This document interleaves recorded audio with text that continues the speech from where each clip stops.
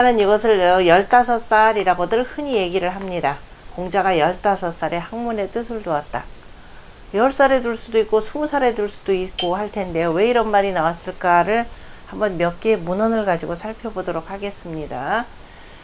자, 오늘날 그 학교라고 하는 것은 우리는 지금 몇 살이냐면 8살에, 그죠? 8살에 초등학교 입학을 하죠. 초등학교 입학을 하여서 그 다음에 초등학교에서 몇 년이면 초등학교 6년을 다닙니다. 그리고 몇 살? 6년이면 합치면 몇 살이나? 14살인가요? 14살이 되면 중학교 다니고 그 다음에 다시 3년을 여기서 지내다가 다시 고등학교 다니고 그리고 다시 이제 본인이 여하에 따라서 내가 갈 거냐 말까, 요즘에 뭐 거의 다 가는 거니까요. 그 다음에 대학에 들어갑니다. 그러면은 이 나이가 몇 살이냐면은 몇 살이네? 14살 6살 하면 거의 18, 19인가요? 18, 19. 요 정도의 그 대학에 들어가는데요. 그런 공자가 15살에 학교를 들어갔다 그러면 어느 단계인가 싶습니다. 자, 오늘날 우리나라 교육제도는 문제점이 굉장히 많죠. 요 기간이 너무 깁니다. 옛날에는 이 기간을요, 2개로 나눴죠. 소학과, 자, 지난 우리 공부했습니다. 학교 이름으로 읽을 때는 태학이라 읽는다 그랬죠. 소학과 태학, 요 2가지로 나눕니다. 그러면은 몇 살에 학교를 들어가느냐면은, 자, 논어가 아니라 대학 장구본에 주자가 이 내용을 여러 그 문헌을 쭉 뒤져가지고 간략하게 정리한 내용이 있는데요. 그 중에 하나, 인생 8세여든 사람이 태어나서 8살이 되면은, 자, 누구냐면은 저 왕후장상이죠. 왕공, 왕과 공 이하로부터, 자, 우리 공부했습니다. 자와 지라고 하는 것, 뭐뭐로부터 어디까지, 자하고 지죠.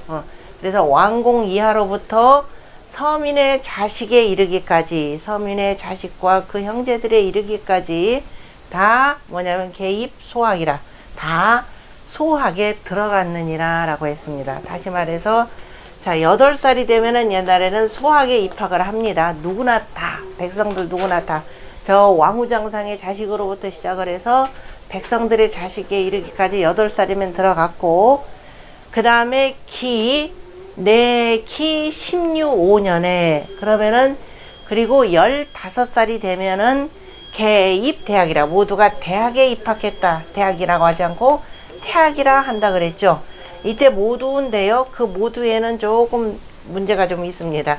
모든 그 농민 상인들의 자식이 다 들어갈 수는 없죠. 그래서 당시 그 정치 권력을 책임지고 있는 이른바 귀족 자제들, 이들이 중심이 됩니다.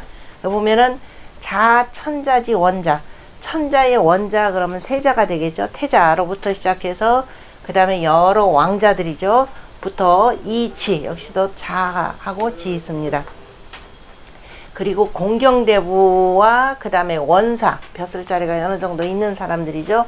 원사의 적자와, 그죠, 적자, 그 서자들은 여기서 제외가 됩니다. 적자와 범민지 준수, 범민, 백성들의 그 준수한 자, 뛰어난 자들이 다 태학에 입학하였다라고 했습니다.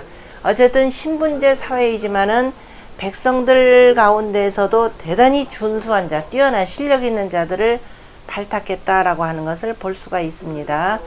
그러면은, 자, 인생 8세에 그 다음에 소학에 가고 8살에 소학에 들어가고, 태학에는 몇 살이냐면 태학에는 15살이 되면은 태학에 입학한다라는 것을 알 수가 있습니다.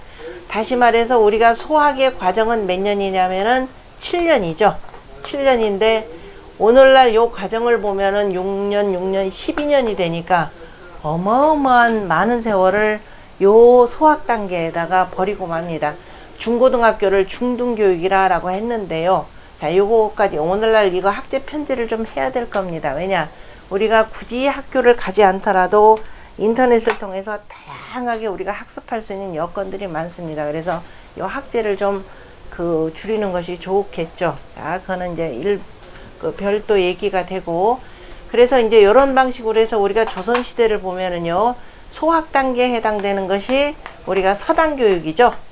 서당교육이라 그래서 각 지역마다, 동네마다 서당이 있는 것이고, 그 다음에 그다음에 이제 그 지방 대학이 있겠죠. 서당에서 이제 태학에 들어가려면은 지방 대학에 해당되는 것이 향교가 되고 그다음에 지방 사립대학에 해당되는 것이 뭔가요? 서원이죠. 지방 사립대학에 해당되는 것이 서원이 되고 그다음에 국립대학에 해당되는 것이 조선시대에 바로 뭐가 있었냐면은 바로 성균관이라고 하는 것이 있었죠. 성균관이라고 하는 것이 있었고 오늘날 그 성균관이 지금 오늘날 성균관 대학으로 해서 그죠? 이렇게 그대로 이름만 지금 남아 있습니다. 자, 어쨌든 자, 8살과 15살 그러면은 자, 최소한 누구나 다 옛날에 그 오늘날로 표현하자면은 국민교육이죠. 의무교육이죠. 의무교육 7년을 누구나 다 받아야 된다 그랬습니다. 그런데 안타깝게도 이 교육제도가요, 우리가 요순과 하은주 3대라고 하는 이 성인이 다스리던 그 시절, 정전법이 잘 지켜지던 그 시절에는 이것이 제법 잘 지켜졌습니다. 그러나 춘추 전국시대에 이르면서 이 학교제도가 무너지죠. 무너지고 바로 공자가 바로 최초의 사립학교인 행단강학을 설치하게 됩니다. 그래서 자, 공자가 50료의 지우학이라 라고 하는 이 말 속에는 나는 뭐예요? 대학에 들어가서 국리증성하는 바로 그 뭐예요? 그 천하를 다스리는 그러한 도를 그 공부했다라고 해서 한 내용입니다. 그래서 이때 학문이라고 하는 것은 본격적인 바로 뭐예요? 국리, 진성, 그죠? 다스리는 이치, 그 다음에 하늘로부터 부여받은 성품이 뭔지 하는 바로 이에 대한 그 공부를 하였다라고 하는 겁니다. 요것 하나가요. 자, 저 논어에 보면은 자로편에 선인이 교민 7년이어든 역가히 즉 융인이라 그랬습니다. 선인이 우리가 선인 그러면은 요즘 말로 뭐라고 해요? 그냥 착한 사람 이렇게 표현하는데 요즘에 착한 사람 그럼 뭐예요? 아 이거 저 우둔한 사람, 느려 터진 사람, 아 이 세상 물정 모르는 사람 이렇게 될 겁니다. 그런데 유학에서 선이라고 하는 것은 주역에 바로 일름일량지위도라고 그랬죠. 한 번 양하고 한 번 음하는 거. 그래서 한 바퀴 삥 도는 이렇게 해서 천도의 운행 자체를 뭐라고 표현했냐면 자 도라고 표현했고요.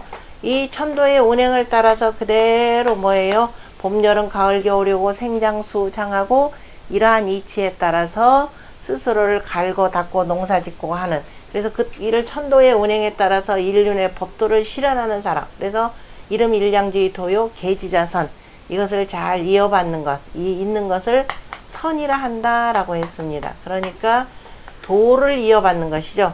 도를 계속 그대로 이어받는 것 선인입니다. 그래서 도에 나아가고자 하는 사람, 다시 말해서 그 무법에 그다음에 무단의 통치를 하지 않고 이러한 법도에 따라서 인륜 법도에 따라서 정치를 하고자 하는 훌륭한 군주를 지금 여기서 선인이라 표현했습니다. 그러한 선인의 정치라고 하는 것은 반드시 학교를 세워서 백성들을 다스렸죠. 그래서 선인이 교민, 백성들을 가르친 지 7년이면 이 7년이면이라고 하는 것이 바로 뭐예요? 오늘날로 우리가 얘기하는 의무교육제도죠. 의무교육제도. 다시 말해서 소학을 다 그저 보내야 된다라고 하는 것입니다. 우리나라 그 군대 제도도 마찬가지죠. 일정 그 학력을 이수하지 못하면 군대 못 갑니다. 그죠? 그래서 소학 단계를 반드시 거쳐야만이 또한 가히 융이다라고 하는 건 군사융입니다. 다시 말 나아갈 즉이죠. 나아간다라는 뜻으로도 쓰고 그 다음에 곧즉인데요. 나아간다. 살을 빽자에다가 뭐요? 고개 숙이고 무릎 꿇었다라는 뜻이 되는 것이죠. 그러니까 바로 뭐예요? 임금의 명예, 지금 복종하는 모습입니다. 그래서 그 명을 받아서 나아간다. 그 다음에 바로 나아간다 하니까 곧 이런 뜻으로 쓰이는 즉자입니다. 그래서 가히 군사에 내보낼 수 있다. 다시 말해서 전쟁터에 내보낼 수 있다. 군인으로 보낼 수 있다라는 겁니다. 왜냐하면 교육을 통해서 왜 우리가 군대 가서 몇 년 썩는다가 아니라 왜 내가 국방의 의무를 해야 되는지라고 하는 이른바 국민으로서의 책무가 생긴다라고 하는 것이죠. 그래서 교민 7년이라고 할 때 바로 이전에 의무교육이 있었더라라고 하는 겁니다. 그런데 공자가 살 의무교육 제도가 다 사라지고 말았죠. 그래서 한마디를 더 붙입니다. 뒤에다가 이 분리민전이면 백성들을 가르치지 아니하고 전쟁터로 내보내면 이거죠. 백성들을 가르치지 않고 전쟁터로 내보내면 시위기진이라 이것을 일러서 버린다라고 한다.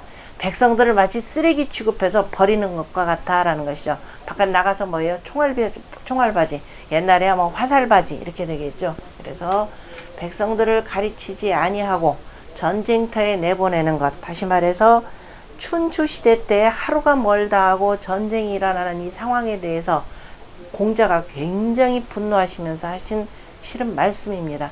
어찌 정치한다라고 하는 자들이, 정치라고 하는 것은 바를 정인데, 다시 말해서 뭐예요? 정덕으로서, 바른 덕으로서, 정덕이죠? 정덕입니다. 우임금이 우가 시다가 되었을 때 순임금한테 하신 말씀이에요. 정덕, 덕을 바르게 해서 그 다음에 모든 쓰임을 이롭게 하고 그 다음에 백성들의 삶을 두터이 하는 것, 정덕, 이용, 후생, 요 세 가지를 굉장히 중요시 여겼습니다. 이것이 바로 천하를 다스리는 세 가지 일이었고, 바로 이를 통해서 오직 어떻게 된다? 서로 간에 화합하도록 만드는 것이 되죠. 유화, 화평하게 하는 것. 이것을 굉장히 중시했습니다. 자, 그런데 이러지 아니하고 백성들의 삶을 함부로 하는 것. 이것은 곧 백성들을 버리는 것이라 라고 해서 춘추시대 당시의 정치를 강력하게 항의하는 내용이었죠.